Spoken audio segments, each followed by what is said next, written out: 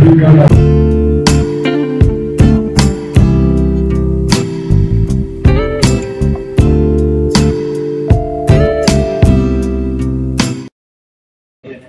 warahmatullahi wabarakatuh. Selamat pagi, salam sejahtera untuk semuanya. Yang saya hormati Dekan FISIP UI, Bapak Profesor Sumiarto Haji Purwanto. Yang saya hormati seluruh jajaran guru besar dan Dewan Pengajar, para dosen di FISIP, khususnya Ketua Panitia Pak Sofwan, dan yang saya banggakan Ketua BEM, suaranya sudah maksimal, pengurus BEM, Ketua DPM dan seluruh pengurusnya, dan para mahasiswa baru yang hadir bersama di sini. Selamat pagi. Insya Allah ini adalah wajah masa depan Indonesia yang lebih cerah.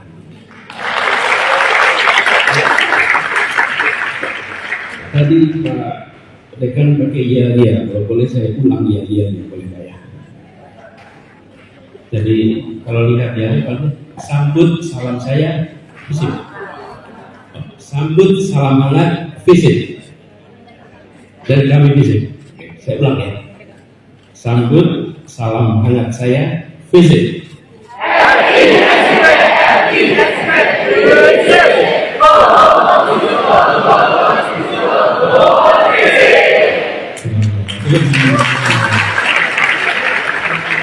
Ini salah satu yang paling panjang yang sebenarnya. Biasanya yang panjang yang memandu, yang merespon singkat. Biasanya. Kalau ini yang memandu singkat, yang merespon panjang. Artinya kapasitasnya baik sekali. Terima kasih. Terus sekalian saya ingin sampaikan terima kasih atas undangan untuk berbagi pikiran, berbagi rencana, dan berbagi aspirasi dalam kesempatan pagi hari ini. Jadi tantangan yang kita hadapi adalah cukup besar. Kalau kita perhatikan Indonesia kita ini luar biasa peluangnya, tapi juga luar biasa tantangannya.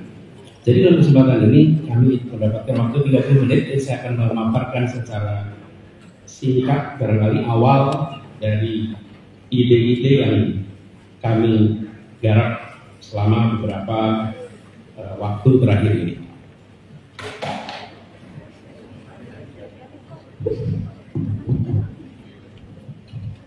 Lalu sekalian saya hormati, kita ingin Indonesia yang lebih maju, yang lebih adil. Dan itu adalah usaha yang terus-menerus, bukan usaha yang bisa selesai 1 tahun, 2 tahun, 5 tahun, 10 tahun. Ini adalah terus-menerus. Jadi ketika kita mengatakan bahwa kita ingin perbaikan, maka itu proses yang berjalannya terus-menerus. Nah, tantangan kita adalah menurut kami nomor 1, bagi kita semua, mindset kita. Mindset kita harus menempatkan Indonesia sebagai salah satu pemain global. Kita semua, adik-adik semua, apalagi masih mahasiswa, adalah hari ini warga Depok, atau warga Jakarta, atau warga Jabodetabek. Yang kedua, warga Indonesia. Yang ketiga, warga dunia. Jadi mindset kita bukan hanya kita warga Indonesia, tapi kita warga dunia. Dan dunianya bukan dunia yang ini, kira-kira. Kalau dunia yang ini itu mindsetnya kita seakan-akan berada di sudut paling ujung. Kita ingin tempatkan Indonesia di sentral. Indonesia berada di tengah. Indonesia ini tempat yang sangat strategis, yang kita bisa mengambil peran luar biasa. 80% dari kebutuhan energi di Asia, kalau boleh punya laser pointer yang lebih terang, 80% dari kebutuhan energi kita, 80% dari energi di Asia Timur itu ada di dalam pengaruh posisi kita, posisi strategis, karena kita dilewati salah satu dari choke point dunia.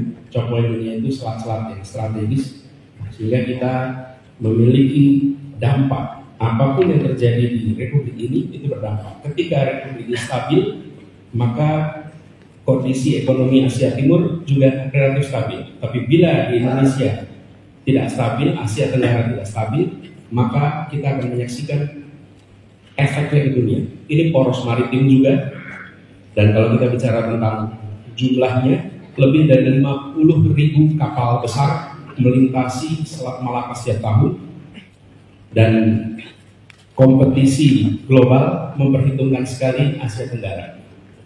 Indonesia, generasi barunya, ke depan harus memandang kita sebagai pemain global, karena itu PR dalam negeri juga harus diselesaikan.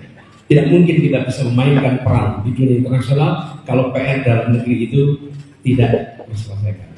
Dan kita ingin Indonesia hadir di dunia. Hadirnya bukan karena berita-beritanya, tapi hadirnya itu karena rumah tangga di dunia merasakan kehadiran Indonesia. Menjadi berita di dunia itu baik, tapi hadir di keluarga-keluarga itu lebih baik lagi. Kita merasakan bukan Korea hadir di keluarga-keluarga kita di seluruh Indonesia, dunia merasakan. Itu yang kami maksud. Kenapa kita perlu mempromosikan ke depan bukan hanya produk Indonesia, yang harus kita promosikan adalah brand of Indonesia, merek Indonesia. Karena merek Indonesia itu artinya gagasan dari kita, ide dari kita, penetrasi dunia, dan kita punya potensi yang luar biasa di situ. Jadi kami memandang ke depan Indonesia maju, kancah percaturannya bukan hanya di dalam konteks domestik, tapi pandang dalam konteks global. Buat adik-adik yang sedang kuliah, kalau saya boleh usul, lagi kuliah, pasang peta dunia di tempat Anda tinggal, di kamar Anda, di kos-kosan Anda, pasang itu peta dunia. Sekedar Anda lihat aja, dan Anda mungkin akan menyaksikan di sini. Rupanya jarak Aceh dengan India itu bisa jadi lebih dekat ya daripada Aceh ke Makassar. Scope yang Anda perhatikan itu global. Sebaliknya, saya sering anjurkan kalau ada mahasiswa Indonesia kuliah di internasional, saya minta di kamar kosnya, di apartemennya, pasang peta Indonesia. Biar tiap hari Anda lihat tanah air Anda, bahwa suatu saat Anda akan dipanggil pulang untuk mengabdi dan memajukan Republik ini. Yang di sini lihat global, yang berada di global lihat domestik.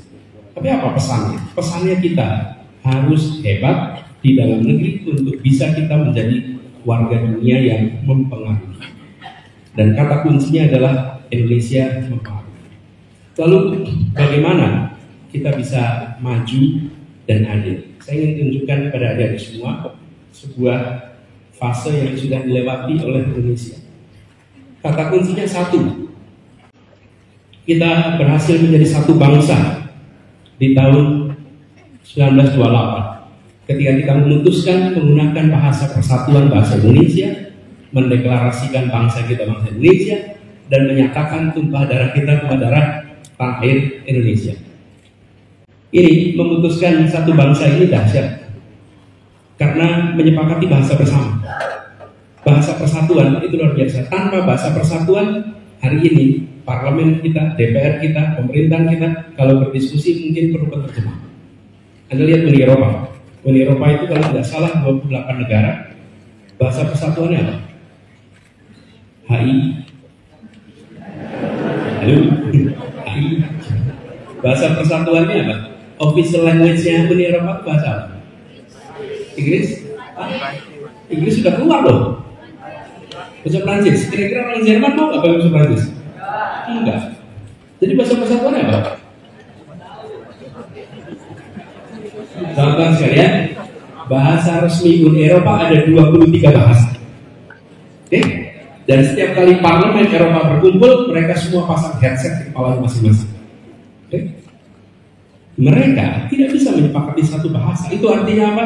Mereka tidak akan mungkin punya kekuatan militer yang hebat, karena tidak mungkin komandan dan pasukan pakai penerjemah untuk operasi lain. Betul ya?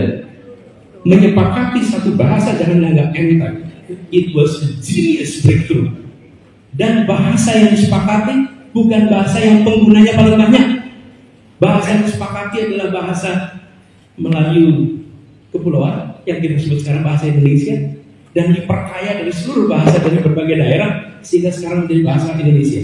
Sekedar catatan, Pasar Senen di Jakarta pada tahun 30-an adalah tempat kursus bahasa Indonesia bagi siapapun yang ingin menjadi orang Indonesia. Karena jadi Indonesia ditandai dengan kemampuan berbicara dalam bahasa Indonesia. Dan uniknya, tetap Sunda, tetap Batak, tetap Manado, tetap Timor, walaupun menjadi Indonesia. Ini jenius kan menjadi satu bangsa. Saya rasa tidak ditemukan bangsa lain yang memiliki kemampuan membentuk ikatan seperti bangsa Indonesia, kecuali bangsa yang ada di Kalimantan. Jadi ketika tadi Pak Dekan, Pak Domen ini kuliah kebangsaan, setuju sekali. Bahkan kalau saya boleh usul, Indonesia ini bukan percampuran, tapi persenyawaan. Apa bedanya percampuran persenyawaan? Persenyawaan itu adalah bersatunya dua unsur yang kemudian atau dua atau lebih unsur membentuk unsur baru. Ini adalah air. Air ini adalah hasil persenyawaan antara apa? Hidrogen dan oksigen.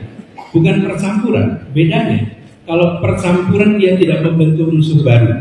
Kalau persenyawaan, unsur yang terbentuk adalah unsur baru yang berbeda dengan unsur pembentuknya. Itu persenyawaan. Apa yang menarik? Dalam air ada hidrogen, dalam air ada oksigen, tapi air bukan hidrogen dan air kan oksigen. Air adalah entitas baru yang terbentuk. Terlihat ya Indonesia seperti persenyawaan. Indonesia adalah persenyawaan antara Batak, Sunda, Jawa, Madura, Maluku, Ambon, dan lain-lain, tapi membentuk entitas baru bernama Indonesia. Di dalamnya ada unsur pembentuknya, dan unsur pembentuknya tidak hilang identitasnya, tetap hidup.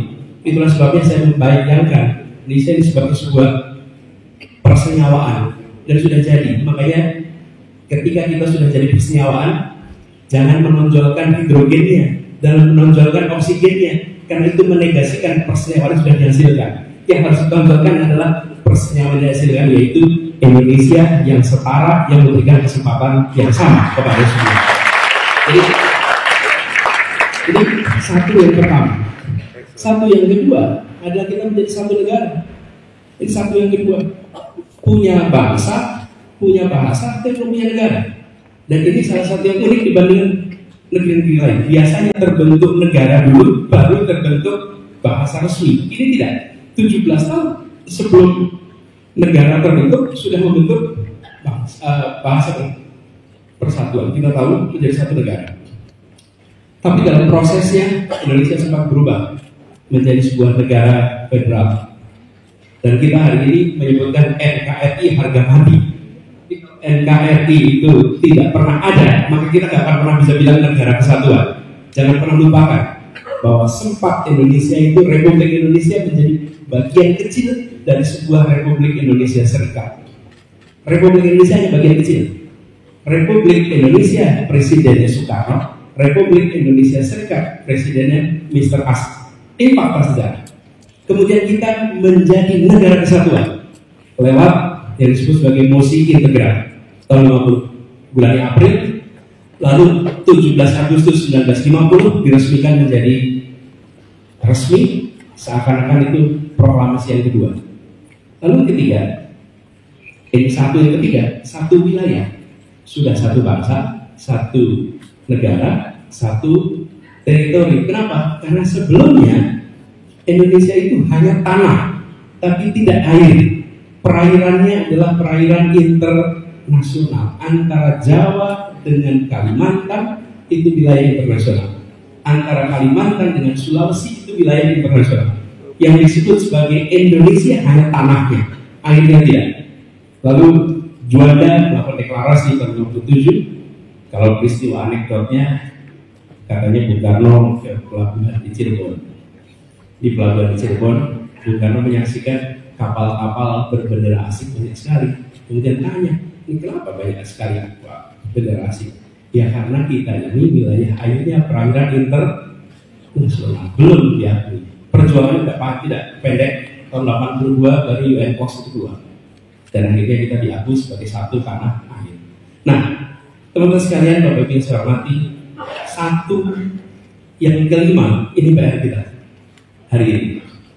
Bila kita sudah satu bangsa, satu negara, satu kesatuan, lalu satu teritori, maka berikutnya adalah kita harus bisa menjaga persatuan ini. Apa kunci menjaga persatuan? Persatuan itu dijaga bukan lewat retorika, tapi dijaga lewat perasaan kesetaraan, perasaan kesamaan, perasaan keadilan. Sulit sekali membangun persatuan dalam ketimpangan.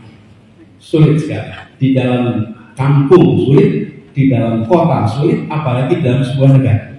Karena itu penting sekali kita untuk menjaga persatuan Indonesia itu dengan menghadirkan keadilan sosial bagi seluruh rakyat Indonesia.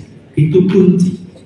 Dan untuk bisa ke sana, maka kita harus melakukan langkah-langkah menyetarakan kesempatan, menyetarakan kesejahteraan. Jadi yang kelima, ini nanti kita perlu diskusikan terminologinya, karena belum Pak Dekan, Pak Prof Haji belum ketemu terminologi finalnya. Apakah disebut sebagai satu kesemakmuran? Apakah disebut sebagai satu perekonomian? Apakah disebut sebagai satu kesejahteraan? Tapi intinya adalah menjaga agar satu yang kelima mengikat kita semua. Supaya apa?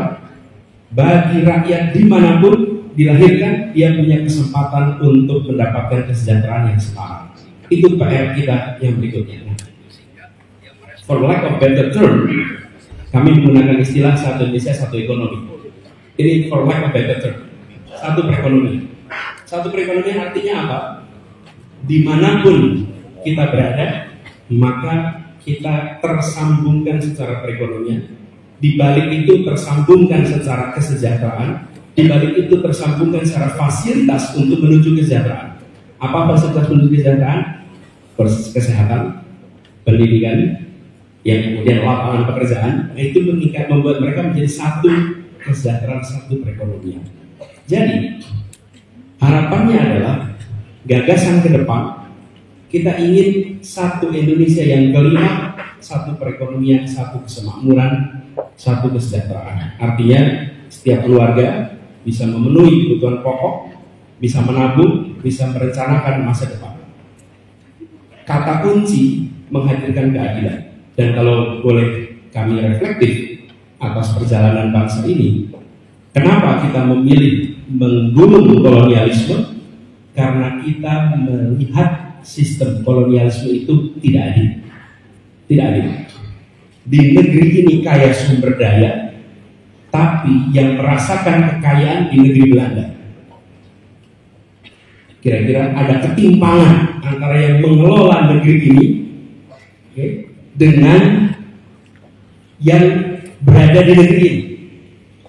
Pusatnya resminya di Batavia, tapi sesungguhnya pengambil keputusan itu ada di negeri Belanda. Negeri Belanda yang kaya raya, wilayah ini miskin.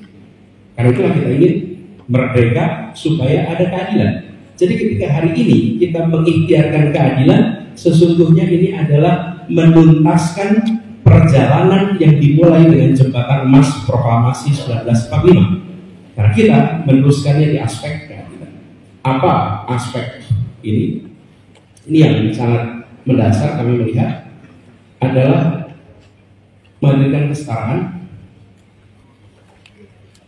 pada apa? Kebutuhan pokok, akses pendidikan, akses kesehatan. Bapak sekalian, ketika sampai kepada tiga hal ini yang akan membuat sebuah keluarga, sebuah masyarakat akan bisa maju. Apa? Ketika bicara tentang kebutuhan pokok, pangan yang terjangkau, hunian yang terjangkau, energi yang terjangkau. Energi itu mulai dari air. Kebutuhan air itu termasuk energi. Jadi pangan, perumahan, energi itu 3 dari sekian kebutuhan dasar pokok yang harus terpenuhi. Dan ketika sampai kepada ini, Bapak sekalian, kita akan menyaksikan bahwa kita masih mengalami PR besar. Masih PR besar. Apa yang kita rasakan di Jabodetabek dengan yang kita saksikan di daerah-daerah yang jauh dari pusat kota, yang jauh dari Pulau Jawa, maka kita akan merasakan ketimpangan yang luar biasa. Bahkan sebagai ilustrasi teman-teman, ada satu dua warung yang di seluruh Indonesia ini sama. Ada warung yang di Indonesia ini sama, di mana-mana ada. Namanya apa? Alfamart, apalagi itu ada lain-lain. UMP-nya beda-beda, tapi harga barang di toko itu sama. Anda datang di Jakarta, UMP-nya 4,9 juta. Terus Anda datang di salah satu kabupaten yang UMP-nya 1,2, UMP-nya 1,5, UMP-nya 2. Tapi begitu masuk ke toko, dia akan ketemu dengan harga yang perhatikan harga barang di pasar. Harga barang di pasar, cabai yang di Jakarta dengan cabai yang situ Bondo, saya pernah saksikan bulan lalu, setara harganya. Tetapi dari sisi pendapatan kita punya perbedaan luar biasa. Yang kedua adalah pendidikan. Pendidikan ini mendasar teman-teman semua ada di sini karena pendidikan. Semua saya, para guru besar, semua di sini, para dosen juga karena pendidikan. Pendidikan adalah eskalator sosial ekonomi. Di bawah naik ke atas lewat eskalator pendidikan. Dan ini apa aspeknya? Akses berkeadilan ke sekolah berkualitas dan terjangkau, pembelajaran berkeadilan, kompetensi distribusi dan kesejahteraan guru, pendidikan vokasi untuk persiapan kerja, akses pendidikan tinggi yang berkualitas. Akses itu artinya harga yang terjangkau juga.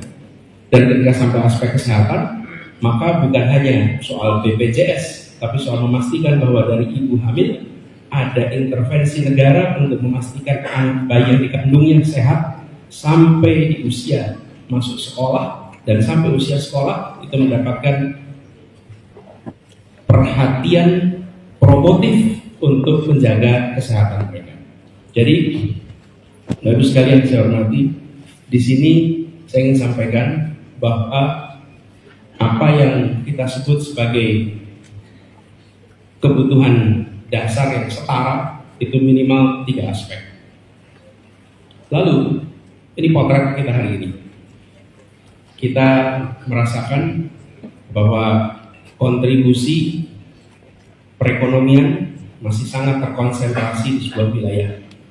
Bapak Ibu bisa saksikan di sini, separuh lebih berada di Pulau Jawa, kemudian Kalimantan ada 9%, Sulawesi 7%, sisi timur ada 2,5%, sisi barat ada 22%.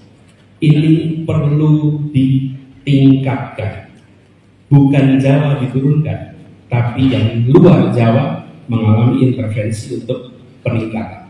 Karena dengan cara itulah maka tenaga kerja tidak terdorong untuk pindah ke tempat yang ada pekerjaan yang mayoritas ada di justru di Pulau Jawa. Lalu tadi juga disampaikan oleh teman-teman sekalian, ini semua yang tadi saya sampaikan menyetarakan kesempatan, memberikan peningkatan kesejahteraan, itu harus dikerjakan dalam sebuah demokrasi yang sehat. Kita membutuhkan demokrasi yang deliver, demokrasi di mana ide gagasan menjadi yang terdepan di dalam proses politik, dan kebijakan itu menjadi output yang dituju oleh semua. Kebijakan untuk kesejahteraan. Jadi kami melihat kualitas demokrasi ini harus ditingkatkan. Kita tadi salah satu menyebut soal kebebasan berekspresi. Demokrasi itu bukan hanya soal ada pemilu atau tidak, tapi demokrasi itu adalah nilai-nilai yang tumbuh di dalam masyarakat, di mana aspirasi bisa diproses melalui proses politik tanpa ada rasa takut, tanpa ada tekanan, dan kemudian nantinya bisa menjadi keputusan-keputusan yang dilaksanakan semuanya dalam kedamaian. Nah, ini yang sekarang seringkali menjadi masalah, karena kita menyaksikan kalau di sosial media sih banyak sekali yang kalau menulis itu nyebutnya Konoha, Wakanda.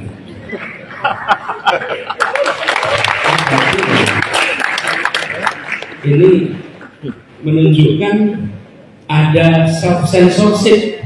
Bahkan kemarin ada yang menyebutkan bahwa kota yang polusinya paling buruk namanya Lahore, dan lalu mengkritik kota Lahore habis-habisan.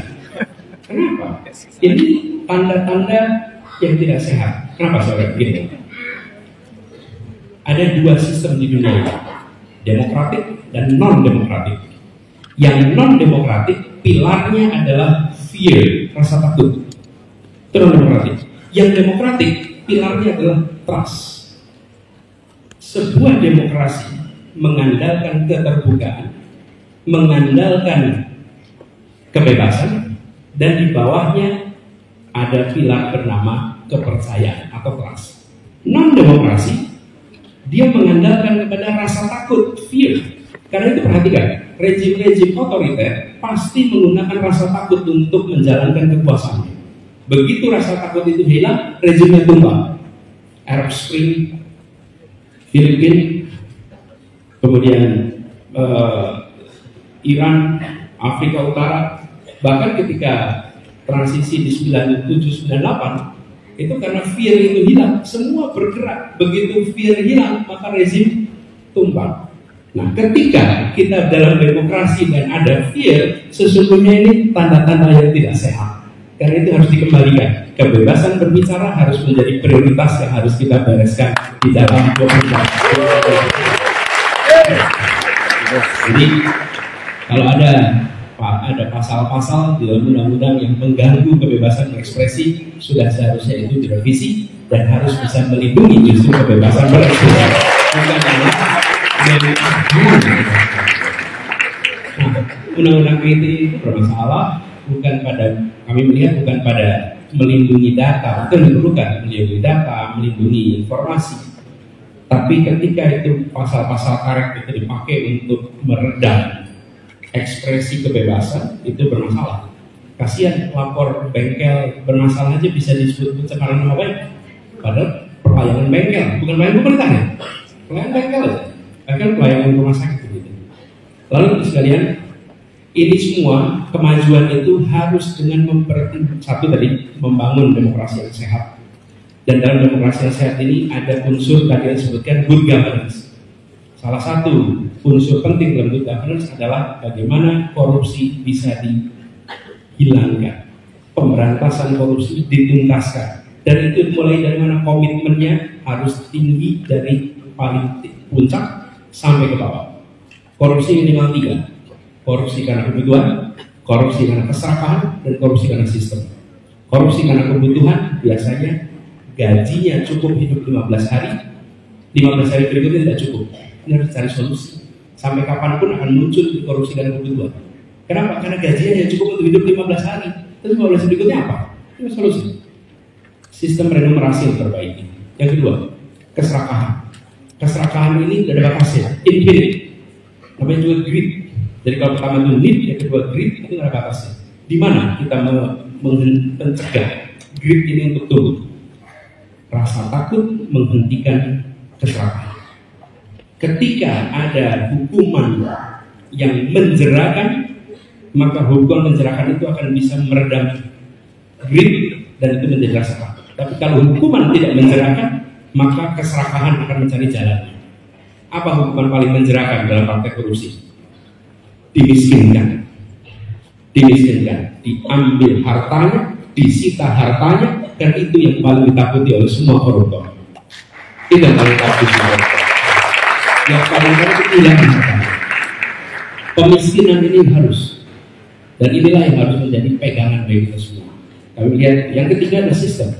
Ada kasus-kasus di mana terjebak karena sistem aturan yang ada. Ini koreksinya pada sistem. Jadi membereskan soal korupsi, kami melihat ada 3 akar yang harus dibereskan di situ. Tidak hanya soal penangkapan, tidak hanya soal kalimat pencegahan, tapi akar masalahnya, need, greed, sama sistem.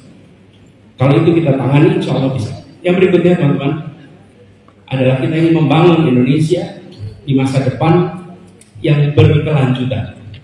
Kita tidak ingin perekonomian maju, tapi ekologinya rusak. Ekonomi dan ekologi akar katanya sama. Oikos logos, oikos logos, sama-sama oikos. Oke, ini harus bertahan sejalan. Dan kalau bertahan sejalan artinya semua kebijakan yang dibuat harus memasukkan unsur sustainability di dalam formulasinya, di dalam eksekusi. Karena itu masalah lingkungan hidup itu menjadi sangat penting. Jadi kita punya situasi yang unik karena kita berhadapan dengan, kalau istilah kami, climate crisis, bukan climate change. Kalau climate change itu belum jadi krisis. Yang sedang kita hadapi sekarang ada climate crisis. Dan climate crisis ini situasi yang mengancam. Kalau kita lihat dengan global warming, maka begitu banyak wilayah-wilayah Indonesia yang terancam akan turun karena turun secara relatif karena permukaan air laut yang meningkat. Ini kawasan-kawasannya itu yang potensi terancam. Ini adalah report yang dibuat dari penelitian Dr. Heri Andreas, geodesi ITB, tentang kota kabupaten yang secara relatif mengalami penurunan dibandingkan tingginya permukaan air laut. Nah, kemudian aspek yang tidak kalah penting, pengembangan budaya. Teman-teman sekalian, tadi kita sama-sama ingat Indonesia terdiri dari ratusan suku bangsa, ratusan bahasa. Kita memiliki kekayaan budaya yang dahsyat, kekayaan seni yang luar biasa. Maka ke depan kita tidak bisa hanya mengandalkan kemajuan itu di aspek perekonomian saja, di aspek pendidikan kesehatan, tapi juga di aspek kebudayaan. Budaya kita yang luar biasa ini harus menjadi andalan untuk kita, dalam tanda kutip, mendunia. Kalau Bapak Ibu lihat, bahkan ilmu politik kalau tidak salah sekarang sudah ada namanya gastrodiplomasi. Betul ya? Gastrodiplomasi itu biasanya kita dengar gastrologi, perut. Tapi kalau gastrodiplomasi ini salah satu yang unggulan. Boleh ditunjukkan ini gambar foto yang tadi saya minta ditambahkan. Ini posisi Indonesia ketika bicara produk gastronya. Gastro ini best deep fried dessert in the world, nomor 1 pisang goreng. Next slide. Next slide. CNN World Best Foods Reader Choice, nomor 1 rendang, nomor 2 nasi goreng. Berikutnya Best Rated Soup in Asia, nomor 1 rawon, nomor 2 gulai cincang. Saya tanya di sini, suka rawon tuh? Ya, semua. Gulai cincang? Tuh kan? Oke, next. Lihat deh, most iconic ice cream, Zang Randi Surabaya, Ragusa es Italia. Ini dua yang paling ikonik di dunia. Teman-teman, apa yang terjadi? Kita potensinya besar, tapi intervensi negara di bidang kebudayaan belum besar. Saya merasakan nih ketika ngurusin kebudayaan. Saya merasakan ketika di DKI, kita udah dikembalikan ke sekarang. Negara harus hadir investasi di sini. Coba perhatikan Korea Selatan. Korea Selatan itu dimulai tahun 90-an. Ketika negara, waktu itu pemerintah Korea Selatan secara serius melakukan investasi di bidang kebudayaan. Ketika mereka investasi di bidang kebudayaan, investasinya apa? Ada kebijakan, policy-policy yang sifatnya menumbuhkan kebudayaan. Yang kedua, ada investasi finansial di bidang kebudayaan. Dan yang ketiga, ada pembangunan infrastruktur bidang kebudayaan. Kalau negara invest di bidang kebudayaan, nanti pelaku budaya itu akan tumbuh. Pelaku budaya itu habis waktunya. Oh, satu menit. Jadi kita menginginkan budaya Indonesia yang tadi di peta awal tadi. Kita ingin bukan hanya jadi berita-berita di televisi sedunia. Kita ingin produk Indonesia dirasakan di rumah-rumah di seluruh dunia. Mindsetnya beda, bukan soal tokohnya yang dikenal di seluruh dunia, tapi produknya yang dikenal. Karena itu tadi saya sampaikan, ini adalah brand Indonesia yang harus maju. Dan itu, teman-teman sekalian, masuklah di dunia sastra. Begitu sastra kita terjemahkan, waktu itu kita terlibat di Frankfurt Fair, terjemahan bahasa Jerman, dan bahasa Jerman itu adalah bahasa pintu masuk untuk sastra. Langsung dia terjemahin, begitu banyak bahasa. Oh, sastra kita mempesona dunia. Begitu lihat rupa kita, seni rupa kita dipamerkan luar biasa. Jadi aspek kebudayaan harus menjadi salah satu aspek penting. Dan di sini kreativitas kita batasnya tidak ada, kemampuan kita berkreasi luar biasa. Dan bila itu dia kerjakan dengan serius, maka Indonesia akan bisa, kalau istilah saya terkait kebudayaan, tuan rumah di negeri sendiri dan tamu mempesona di negeri orang. Itu dia. Nah, tapi sekalian bisa nanti ini yang bisa saya sampaikan sebagai pembuka diskusi tentang bagaimana visi ke depan. Saya sampaikan, satu adalah kita nggak perlu ini. Kita ingin lompat Indonesia satu, dari satu bangsa, satu negara, satu kesatuan, satu teritori, sekarang menjadi satu kesemakmuran. Dalam konteks apa? Dalam konteks dunia di mana Indonesia mewarnai dan PR-nya membereskan kebutuhan dasar, kebutuhan pokok, kesehatan, pendidikan. Proses membereskannya lewat proses demokrasi. Proses demokrasi yang memberikan ruang kesetaraan, yang memasukkan ke semua kebijakan faktor lingkungan hidup dan memberikan ruang kepada kebudayaan untuk tumbuh. Itu kira-kira summary-nya. Semoga bermanfaat. Terima kasih.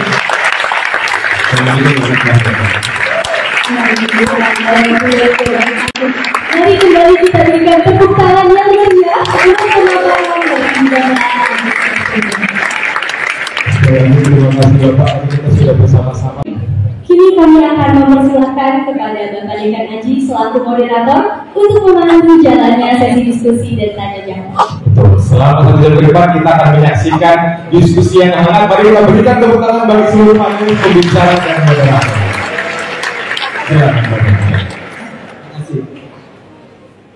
Setelah tadi kita mendengarkan pemaparan dari Pak Anies Baswedan yang membuka kita dari beberapa poin penting yang kita bisa pelajari dan kemudian menjadi bagian dan inspirasi dalam konteks kuliah kebangsaan kita kali ini, maka kita tiba di sesi panel diskusi. Ya, kami sudah menyebutkan 5 orang panelis yang akan membantu kita memperdalam, fokuskan lagi beberapa hal yang terkait dengan pemaparan Pak Anies. Tentu ini dilatar belakangi oleh background dari panelis kita masing-masing yang tadi sudah diperkenalkan ya. Pak Anies, saya mohon untuk nanti bisa memberikan jawaban-jawaban dan mendiskusikan beberapa pertanyaan dan barangkali komentar dari para panelis. Kita mulai dari yang pertama, panelis pertama, Ketua BEM Visi Mui sudah mendaftar. Silakan.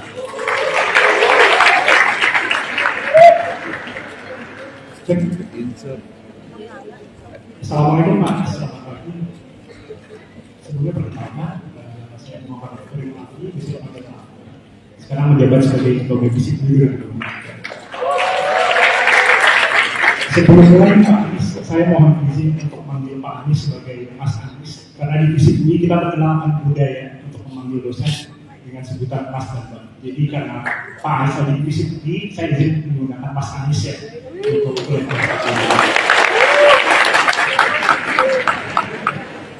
Mas Anies. Sebelum mulai saya mau nanya, pas lagi berangkat ke Depok ke Universitas Indonesia kampus kita tercinta, bagaimana pemandangan di luar, pemandangan saat komputer ke sini Mas Anies? Iya, pas lagi perjalanan di sini sambil menjawab begitu banyak pertanyaan di HP, jadi nggak lihat jalan kanan kiri. Tapi secara umum pemandangannya pemandangan kepadatan lalu lintas, dan kalau lihat ke atas menurut saya suasana kota Jakarta, Jabodetabek, dan pada hari yang ini sedang menghadapi masalah polusi udara. Kira-kira itu tujuan. Mas Anies seperti layaknya polusi udara yang mengepung kota Jakarta kita. Kita mahasiswa sedang dalam kondisi yang sama. Kita sedang dalam kabut. Kenapa kita dalam kondisi kabut? Salah satu aspek dari mahasiswa yang mereka paling khawatirkan adalah seputar karir. Mereka seputar karir. Mereka terjebak dalam kondisi perkawinan. Mohon maaf apakah maknya sudah terdengar jelas Mas Anies? Mereka terjebak dari kondisi perkawinan, di mana mereka mengalami ketidakpastian dalam hal karir. Mereka mengalami kebingungan akan seperti apa karir mereka ke depan. Salah satu gagasan yang diwujudkan oleh Mas Anies adalah karir yang lebih layak, karir yang lebih merata untuk tenaga kerja di Indonesia. Oleh karena itu Mas Anies sebagai pertanyaan pembuka, bagaimana tanggapan Mas Anies untuk pemerataan karir dan inklusivitas karir yang layak bagi anak muda yang kelak akan berkarir ke depan? Untuk pertanyaan pertama seperti itu dulu.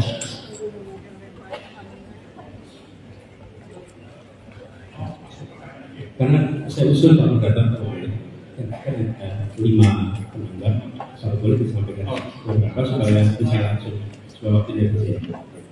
Baik, saya akan lanjutkan ke pertanyaan saya berikutnya. Kemudian yang kedua, Mas Anies, salah satu kajian yang kami sedang lakukan di Divisi UI oleh Departemen Kajian dan Aksi Strategis berkutat di pendidikan tinggi. Salah satu masalah utama di pendidikan tinggi sekarang adalah komersialisasi pendidikan tinggi yang membuat berbagai masalah. Salah satunya yang mungkin teman-teman di sini merasakan adalah kenaikan biaya operasional pendidikan yang melonjak tinggi, kemudian berubahnya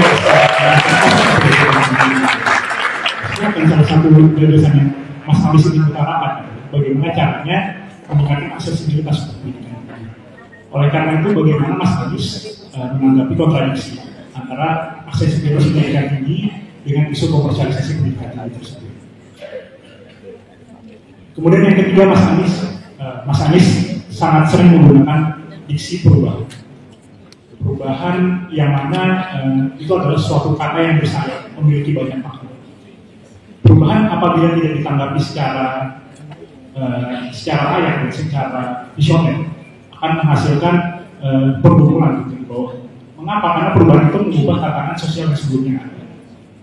Jadi bagaimana Mas Anies ingin mewujudkan perubahan, sektor apa saja yang akan diwujudkan perubahan tersebut, dan bagaimana perubahan tersebut tetap sifatnya holistik dan integral, tetap menyatukan masyarakat yang ada di Indonesia, bukan malah memecah belah, dikotomi atau mempolarisasi masyarakat yang ada di Indonesia.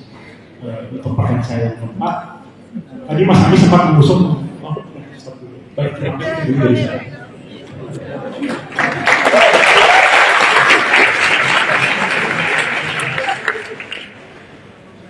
Ya, makasih. Kalau ke mahasiswa kan dipanggil apa? Mas juga. Biar nggak salah gitu.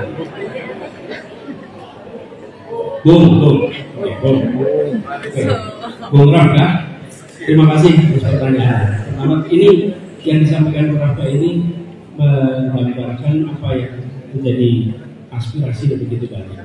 Sudah sekolah, sudah kuliah, ketika itu semua selesai, ternyata lapangan pekerjaannya terbatas. Sementara kita sering bilang, jangan beri ikannya, beri kailnya. Ya, beri kailnya. Masalahnya kolamnya udah habis dikapling-kapling. Jadi nggak bisa tuh pakai kail yang ada. Nah, saya melihat begini.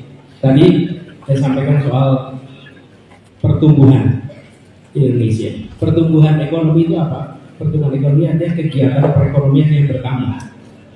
Kegiatan perekonomian yang bertambah yang harus menyerap lapangan kerja. Paling banyak di mana? Paling banyak di sektor mikro dan kecil. Cepat menyerap lapangan pekerjaan.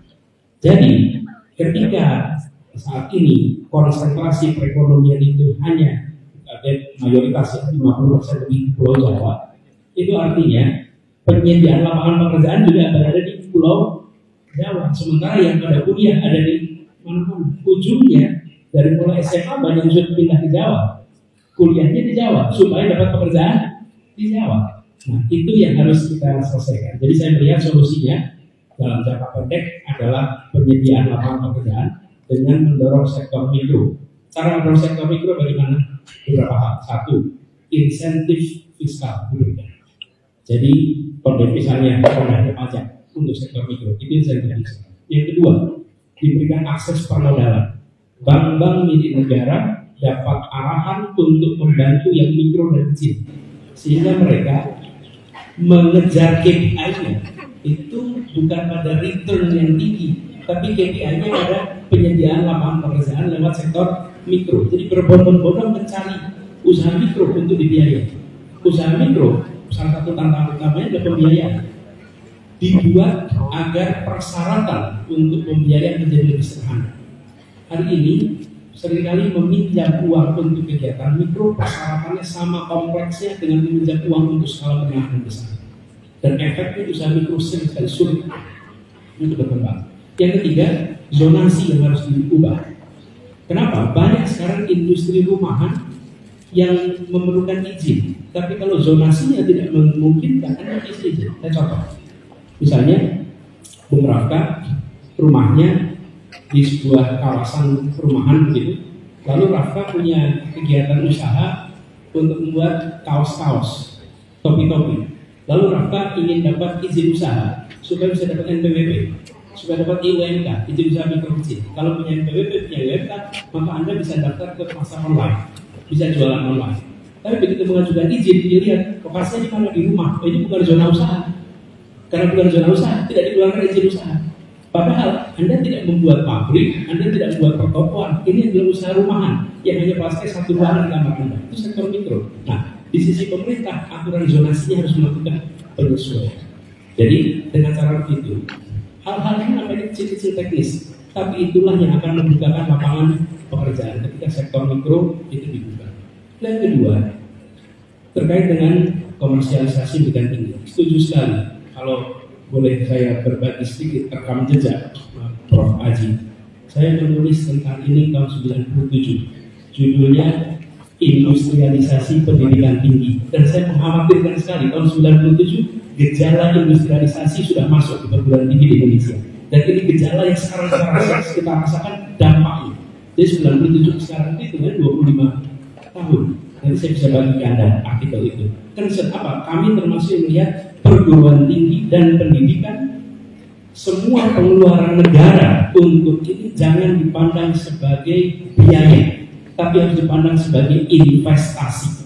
Karena itu kita tidak usah ragu untuk mengeluarkan anggaran yang cukup agar pendidikan tinggi bisa menjadi tempat untuk pendidikan, tempat untuk pelatihan untuk saintifik, dan juga tempat pengembangan ilmu. Tidak dibebani tugas untuk mengelola mencari dana untuk kegiatan negara yang harus hadir. Jadi kami melihat biaya kuliah yang sekarang tinggi harus diubah menjadi biaya kuliah yang murah yang terjangkau oleh seluruh keluarga yang ada di Indonesia. Jadi supaya apa? Pengelola universitas itu konsentrasinya pada pengembangan ilmu pengetahuan, konsentrasi pada pengembangan pendidikan, dan bukan semata-mata pada aspek bisnis dari universitas ini. Kalau tidak, mahasiswa pun dipandang sebagai revenue stream, dipandang sebagai customer, sumber dana. Dari mana mulainya? Bukan dari rektornya, bukan dari dekannya, tapi justru dari kebijakan dari pemerintah pusatnya. Justru itu yang harus diubah. Kalau itu tidak diubah, nah, kami melihat ini harus diubah. Dan untuk Indonesia, nilai yang dialokasikan itu tidak sebanding dengan manfaat yang akan kita dapat. Jadi saya rasa Prof. Haji, kita semua, Prof. Bambang, ini kita semua adalah generasi yang dulu dapat biaya kuliah yang amat murah, sehingga anak bukan siapa-siapa bisa kuliah di UI, ITB, UGM, IPB, dan lain-lain. Dan ini harus kita kembalikan. Rekrutmen yang meritokratik, biayanya justru ditanggung oleh negara sebagai bagian dari investasi. Kemudian yang ketiga, soal perubahan. Nah, perubahan ini sebetulnya terjawab nomor 2 tadi. Apa ini mau diteruskan komersialisasi ini? Nomor 2, kalau komersialisasi yang berubah, tidak usah ada perubahan. Justru perubahan itu kita ingin mengubah apa? Mengubah agar keluarga di Indonesia bisa memenuhi kebutuhan pokoknya, kebutuhan pendidikannya, kebutuhan kesehatannya dengan harga yang terjangkau, dengan kesempatan yang setara. Jadi perubahan yang kita dorong itu perubahan terkait dengan aspek keadilan.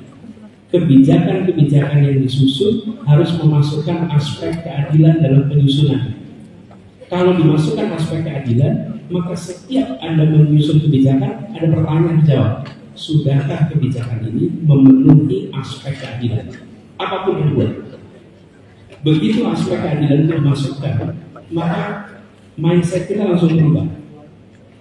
Mindset kita langsung berubah. Dan ini yang kita ingin bawa. Jadi kemudian harapannya, misalnya biaya pendidikan.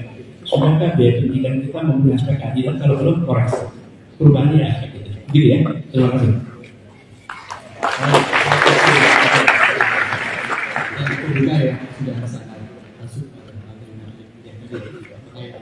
Baik, saya persilakan pada panelis kedua kalau kalinya singkat berikan tanya komentar.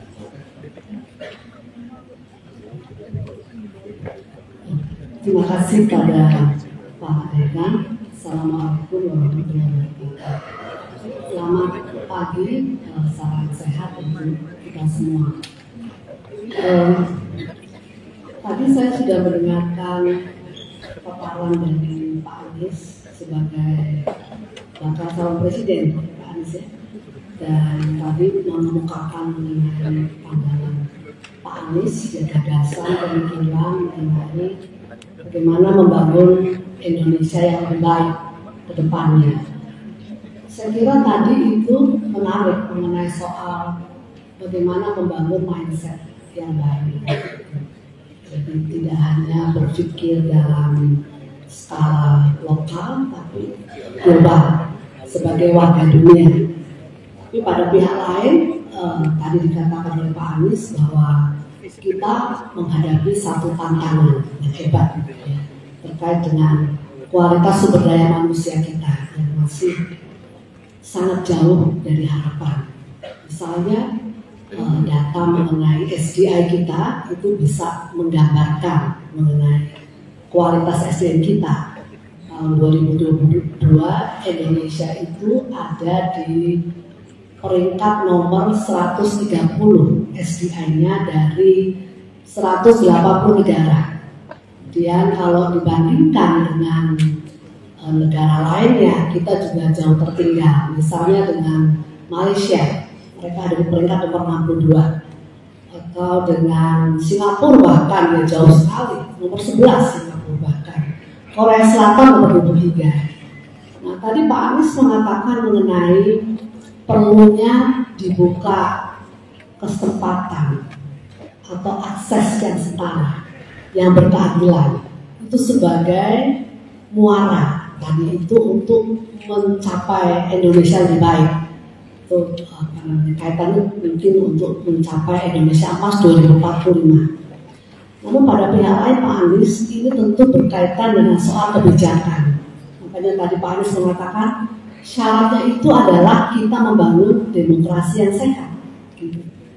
Tapi kalau kita mengacu kepada berbagai data penilaian terhadap demokrasi kita, itu tidak terlalu menggembirakan hasilnya itu. Mulai dari misalnya penilaian dari IDEA, penilaian dari EIU, Economic Intelligence Unit di Inggris, kemudian ID Indonesia Demokrasi Index itu memperlihatkan bahwa ada penurunan demokrasi regresi, penurunan dan ID Indonesia Demokrasi Index itu memperlihatkan bahwa ada penurunan demokrasi regresi, penurunan dari kualitas demokrasi Indonesia. Katakan kita flawed demokrasi, demokrasi yang cacat. Nah ini kalau dikaitkan dengan tadi ingin membangun demokrasi yang sehat, mungkin Pak Anies bisa menjelaskan pada para mahasiswa di sini seperti apa demokrasi yang sehat itu dan bagaimana langkah-langkah strategis apa yang akan dilakukan oleh Pak Anies nanti apabila dipilih sebagai pemimpin. Terima kasih. Assalamualaikum warahmatullahi wabarakatuh.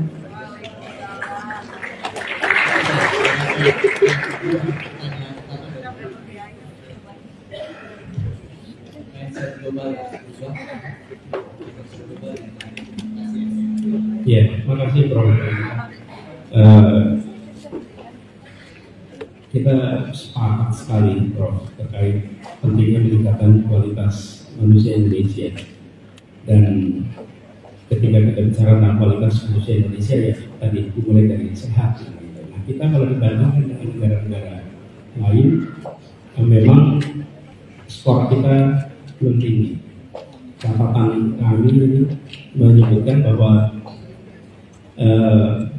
skor kita di Human Development Index itu 72,91 tahun 2022, dan Indonesia ini berada di nomor 130 dari 199.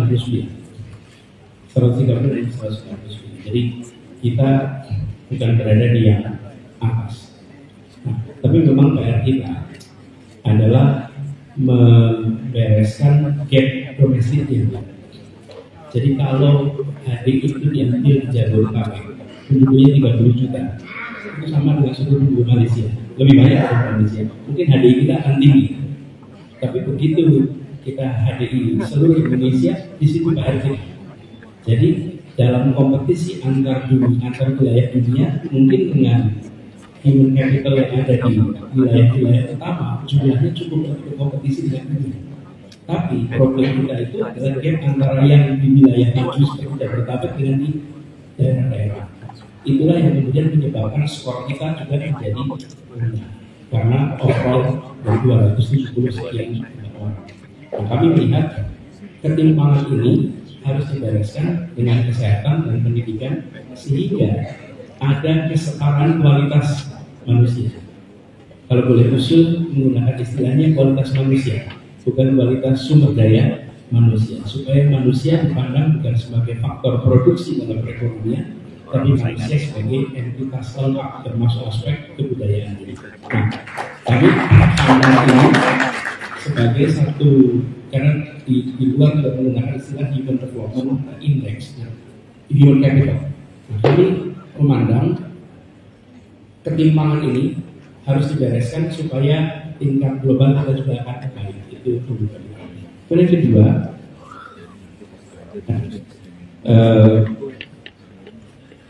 demokrasi. Ini yang terkait dengan saya lihat dari soal HDI, gap kita itu tinggi sekali.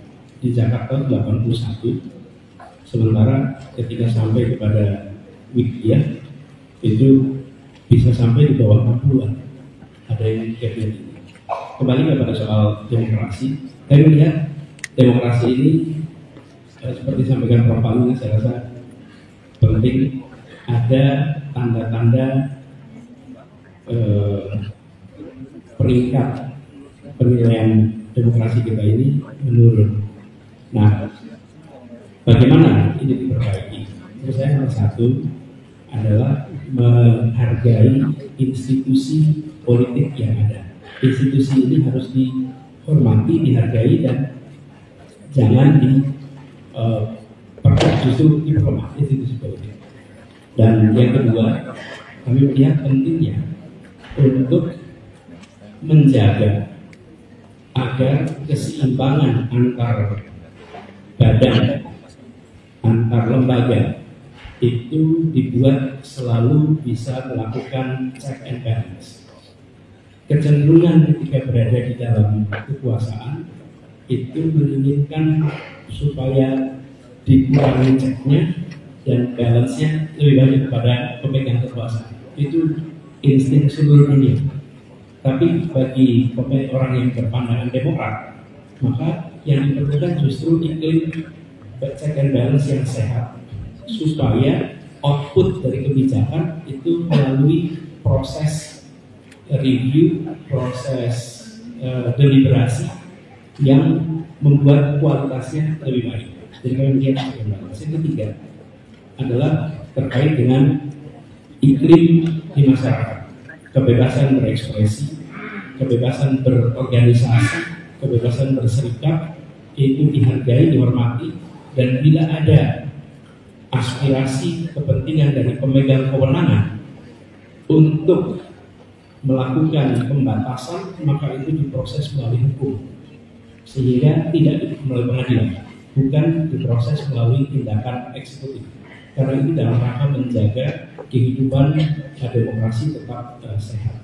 Lalu kami melihat pilar demokrasi pers itu dijaga kebebasannya. Selama pers dan dunia, sekarang ada dunia media sosial, itu tetap menjadi ruang terbuka untuk berekspresi, maka proses menjaga demokrasi ini bisa berjalan dengan baik.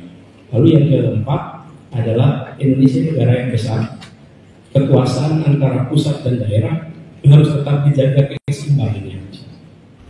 Resentralisasi itu justru bisa mengurangi kualitas delivery demokrasi. Karena banyak urusan-urusan yang lebih dekat dengan rakyat harusnya dikerjakan oleh pemerintah yang berada dekat dengan rakyat.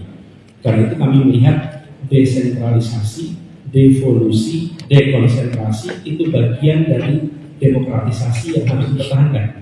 Tapi kalau ada kecenderungan melakukan resentralisasi, maka itu sesungguhnya juga memangkas kewenangan daerah untuk mengeksekusi banyak program-program. Jadi kami harus lihat aspek institusi, kemudian aspek check and balance, aspek masyarakat, aspek kebebasan, dan aspek perimbangan pusat dan daerah. Demikian, terima kasih.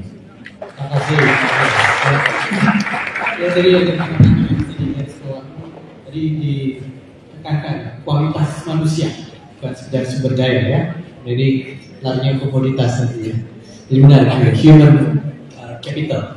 Lalu berikutnya dalam konteks demokrasi sehat tadi ada 4 hal disampaikan. Menghargai institusi yang ada, keseimbangan antara lembaga dan melalui check and balances tentu lebih dijaga. Iklim yang mendukung kebebasan bicara. Kalau ada persoalan mestinya jalur hukum yang dipakai bukan jalur kekuasaan. Terakhir tadi keseimbangan relasi pusat dan daerah, kata kunci penting desentralisasi ya, menjadi bagian yang penting. Baik, saya persilakan sekarang pada panelis yang ketiga, Profesor Sudarsono. Silakan. Bismillahirrahmanirrahim. Terima kasih Pak Dekan. Pak Andis, saya Sudarsono, Koordinator Riset Cluster Ekonomi, Organisasi dan Society di Departemen Sosiologi. Saya mencatat 3 kata kunci penting tadi. Pertama, Indonesia mempengaruhi. Yang kedua, kemandirian, termasuk kemandirian pangan. Dan ketiga, keadilan. Saya ingin menyoroti 3 hal, yaitu Indonesia mempengaruhi di bidang pangan, kemudian di bidang tenaga kerja, dan keadilan. Indonesia mempengaruhi di bidang pangan. Riset kami di Sosiologi Ekonomi menemukan fenomena Trojan altruism. Contohnya adalah gandum. Ya, seolah-olah kita menerima bantuan lebih baik dari negara lain, kita tidak memproduksi, tapi sekarang kita ketagihan dan konsumsi 11 juta ton per tahun gandum. Dari sini tentu kita belum mandiri. Trojan altruism yang kedua adalah tenaga kerja. Kami sudah publikasi di jurnal Scopus, kehadiran tenaga kerja asing di Indonesia itu terindikasi Trojan altruism. Ini amoral dalam perspektif sosiologi ekonomi and moral and mediation of market. Nah, jadi tadi senang sekali ada rencana untuk kemandirian Indonesia mempengaruhi di bidang pangan. Tapi bagaimana dengan 11 juta ton impor gandum setiap tahun yang tidak pernah dibahas oleh siapapun di dalam pengambilan keputusan di Indonesia? Oleh sebab itu kami mendengarkan gagasan Pak Anies terkait dengan kedaulatan, kemandirian dan keamanan food security, khususnya dengan impor gandum yang sangat besar. Yang kedua adalah kesulitan kita Pak Anies dalam kemandirian pangan ini. Riset kami menemukan bahwa kita telah konsumsi begitu besar karbohidrat dan gula. Ini karena symbolic value dari makanan-makanan ini sangat dominan dibanding material value-nya. Sementara material value dari komoditas ini tinggi, itu mempengaruhi konsumsi kita. Sehingga ada double gear dari persoalan pangan ini, yaitu konsumsinya begitu besar, kita terbelenggu oleh symbolic value yang dominan, dan material value yang tinggi mengakibatkan penyakit degeneratif yang luar biasa. Saya belum melihat dari tokoh-tokoh yang berbicara ini untuk mengatasi persoalan double kill dalam konsumsi tinggi akibat persoalan sosiologis, yaitu symbolic value yang dominan dari material value gula dan karbohidrat. Ini penting karena Bapak sudah mendeklarasikan untuk mempengaruhi di bidang pangan, tapi Bapak belum menyinggung mengenai 11 juta ton impor gandum dan belum menyinggung bagaimana merubah pola konsumsi kita karena persoalan sosiologis tadi, bukan persoalan ekonomi. Itu yang pertama. Yang kedua adalah kami sudah mempublikasikan mengenai Trojan altruism di bidang tenaga kerja asing, khususnya TKA China di Morowali. Ini sudah publikasi di jurnal Scopus. Bagaimana Bapak akan Indonesia mempengaruhi di bidang tenaga kerja, di mana kita justru terbuka terhadap Trojan altruism, ya, altruistic behavior di dalam, dan ini yang Trojan, bukan yang genuine. Seolah-olah baik membantu tenaga kerja atau membantu pangan, tapi sebenarnya di balik itu ada strategi yang kita sangat rugi. Ini yang belum di situ. Yang ketiga adalah tentang keadilan. Tahun 2002, 31 Desember 2002, saya menulis di Kompas yang merisaukan tentang hasil amandemen Undang-Undang Dasar 1945. Sekarang terbukti tahun 2023 semua bicara mengenai menengok lagi hasil amandemen. Tapi persoalannya adalah amandemen kita sangat elitis, hanya dipikirkan oleh kepentingan elit. Dari segi sosiologi, banyak teman-teman sedang berpikir tentang Undang-Undang Dasar sebagai bukan hanya tata negara, tapi juga tata perubahan sosial.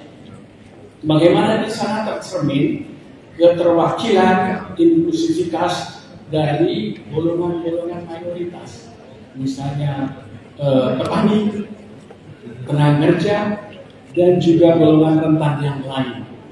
Banyak negara dalam konstitusinya sudah ada affirmative action mengenai golongan-golongan mayoritas, seperti di India, juga di Filipina. Itu sangat jelas sekali undang-undang dasarnya berpihak kepada aspek-aspek inklusif dan keterwakilan golongan mayoritas ini. Dan yang kedua, ya satu lagi ada aspek konstitusionalitas yang harus kita jaga di dalam undang-undang dasar. Nah, saya ingin mendengarkan 3 aspek tadi. 1, kemandirian pangan mempengaruhi pangan, tenaga kerja, dan keadilan yang bersumber dari Undang-Undang Dasar 1945. Terima kasih.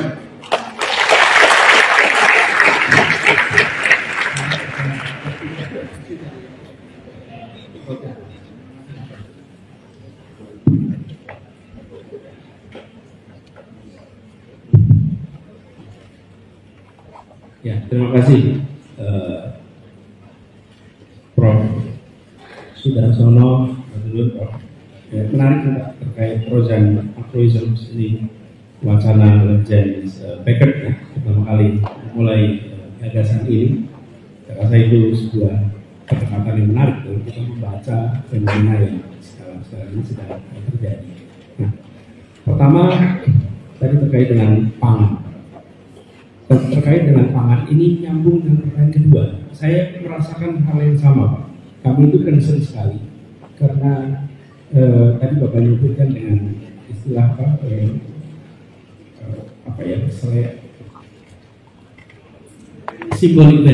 symbolic value. Jadi saya ini salah satu hal yang saya rasakan keliling banyak tempat. Ada perasaan begini, makan itu enak kalau manis. Oke? Padahal enak itu tidak harus manis. Itu symbolic value. Jadi saya ini kalau kemana-mana tidak pernah mau pakai gula. Minum tanpa gula, sebisa mungkin tanpa gula. Karena sesuatu yang enak itu tidak harus dengan gula. Nah, ini persis cocok Pak, ini soal symbolic value. Di kita ada pergeseran harus kampanye kan. Menurut saya harus ada kampanye yang serius soal penanganan ini. Dan ini mulainya dari mana? Ini mulainya justru dari usia dini, Pak. Kenapa? Karena rasa itu dikenalkan di usia dini. Bila anak-anak tidak dikenalkan dengan rasanya singkong di usia dini, dia sulit untuk suka singkong besok hari. Bila dia tidak dikenalkan dengan rasanya ketela atau singkong ketela, kentang, kemudian banyak sekali jenis-jenis makanan sehat. James Heckman, seorang penerima hadiah Nobel bidang ekonomi, dia menunjukkan sebuah model, Pak. Karena itu dia menerima hadiah Nobel, bahwa investasi terbesar, investasi dan return terbesar di bidang pendidikan adalah investasi di usia dini. Biaya pendidikan usia, dan aspek apa? Nah, salah satu yang disebut aspek makanan.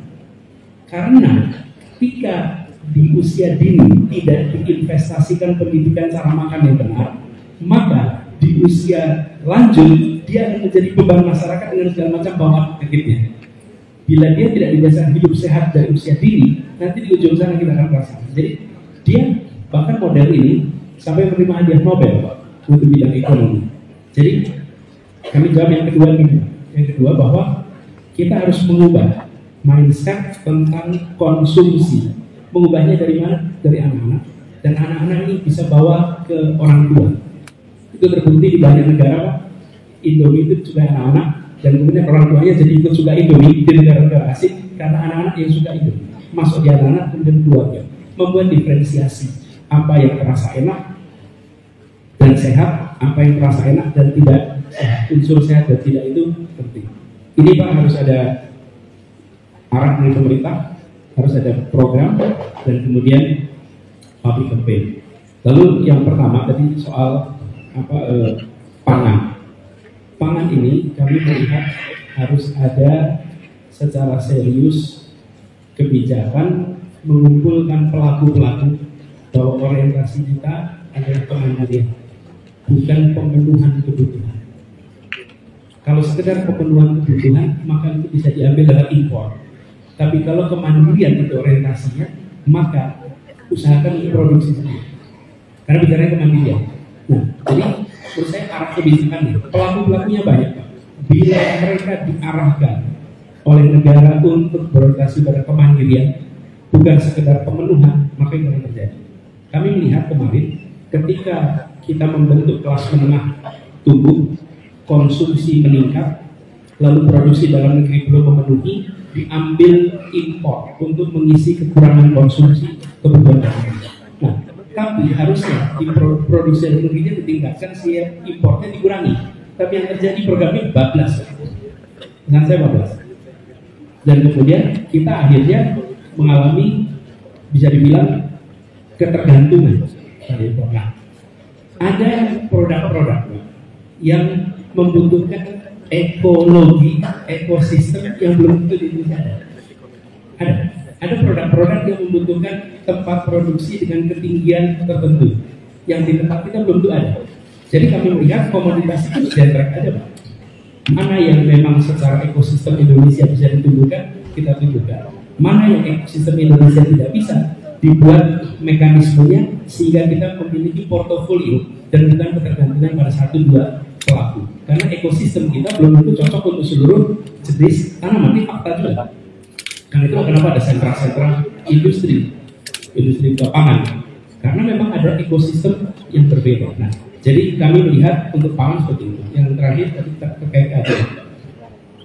Dan ini faktornya harus ada prioritasasi, Pak. Kalau di Undang-Undang Dasar tentu proses amandemen, saya tidak masuk kepada amandemen, Prof. Tapi saya masuknya kepada level eksekusi. Bagaimana di tingkat pemerintahan itu faktor keadilan menjadi prioritas. Ketika faktor keadilan menjadi prioritas, dia harus menjawab siapa dapat apa, berapa besar, kapan, di mana. It's a political economic question yang harus dijawab. Nah, penjawaban yang harus memberikan kesetaraan. Jadi, saya beri contoh, Pak. Misalnya, kita bangun jalan tol. Kita bangun jalan tol ratusan kilometer. Itu kita melakukan pembebasan lahan. Lebarnya mungkin 80 meter sepanjang itu. Nah, ketika lahan itu dibebaskan, maka kepemilikan atas lahan itu pindah kepada investor. Rakyat di sana melepaskan dan terima uang. Habis itu selesai. Bisnis selesai. Tapi bila itu bukan diambil alih, tapi itu dianggap sebagai penyertaan modal dalam bentuk tanah sesuai dengan ukurannya, maka sampai kapanpun tol itu ada, rakyat pemilik tanah itu dia akan bisa ikut mendapatkan keuntungan atas tol yang dibangun di atas tanah. Jadi keadilan itu lalu pertanyaan itu tol saja, nggak usah jauh-jauh. Tol, rest area. Rest area itu milik tanah milik seseorang atau milik sekeluarga dijual. Yang beli siapa? Orang di Jakarta. Lalu tempat itu menjadi tempat istirahatnya ribuan mobil tiap minggu. Dan yang menjual itu, kalau dia lihat, dia menyesal, kenapa dulu tanah itu saya jual? Saya tidak tahu itu bakal jadi rest area. Bayangkan kalau itu menjadi milik koperasi desa itu, milik koperasi kecamatan itu, sampai kapanpun rest area itu ada, masyarakat bisa mendapatkan manfaatnya. Jadi bukan tolnya yang diubah, tapi cara mendistribusikan manfaat dari tol itu yang diubah. Manfaatnya harus menjawab who gets what, when, where, how much. Dan di situ harus ada rakyat kebanyakan yang terlibat secara langsung di proyek ini. Itu aspek keadilan yang kami bayangkan. Terima kasih. Terima kasih, Anis. Jadi ulasan yang menarik tadi ya. Supaya di dalam konteks konsumsi tadi lebih tinggi simbolik value-nya ya, ketimbang fungsinya itu sendiri. Dan tadi jawaban Mas Anis, ini menarik sekali ya. Memang rasa itu harus disosialisasikan dari sejak dini ya. Awal sekali investasi di masa ini. Anis, riset saya justru menunjukkan, riset saya menunjukkan kedaulatan rasa atau kedaulatan selera kita hilang. Kita nggak punya lagi, di-drive oleh satu kekuatan ekonomi tertentu di luar. Kedaulatan Selera. Jadi saya bilang ada homogenisasi. ada, sebenarnya selera itu kemudian di frame oleh satu. Sehingga kita di komunitas nggak punya lagi kedaulatan. Itu diskusi yang menarik, oke? Dan tadi mengenai keadilan sebagai prioritas di setiap langkah bukan pada persoalan konstitusinya, tapi pada pelaksanaan. Baik, kita sekarang sampai pada giliran panelis keempat.